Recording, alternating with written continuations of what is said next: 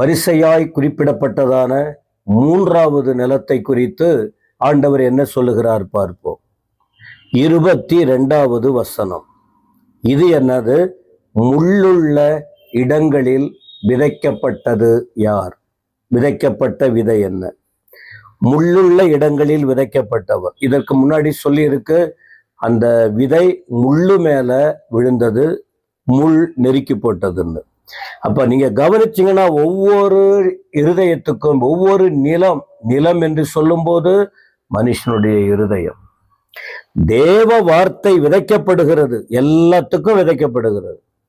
இது 3வது நிலத்துல கூட வசனத்தை விதைக்கிறார்கள், வசனத்தை கேட்கிறாங்க. ஏன்னா எல்லாருக்குமே அந்த ஆர்வம் இருக்கு, காது இருக்கு, வசனத்தை கேட்கிறாங்க.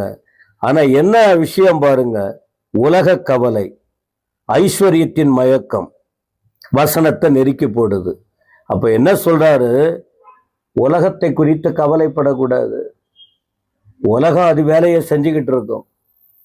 நீங்க ஆண்டவருக்காக வாழுறோமா, தேவராஜ்யத்துக்கு போகிறோமோ, அதுல கவனம் வைக்கணும். உலக கவலை, எனக்கு இது நடக்கல, எனக்கு அது நடக்கல அப்படின்னு உலக கவலையை குறித்து மார்த்தாளை போல கவலைப்படுகிற நிலையை விடணும்.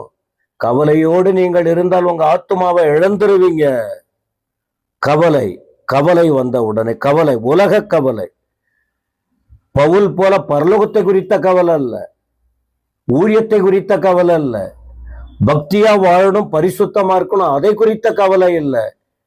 எண்ணத்தை சாப்பிடுவோம், எண்ணத்தை வாங்குவோம், எண்ணத்தை அலங்கரிப்போம், அதுல கவலை. 2வது ஐஸ்வர்யத்தின் மயக்கம், பண ஆசை.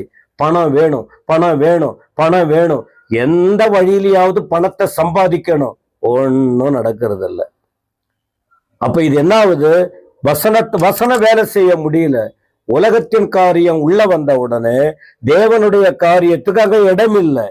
வசனத்தை நெருக்கி போடுகிறதினால் அவனும் பலனற்று போவான், பலனே இல்லாத போகிறது. எனவே இந்த வார்த்தையை நீங்க கேட்குறீங்க.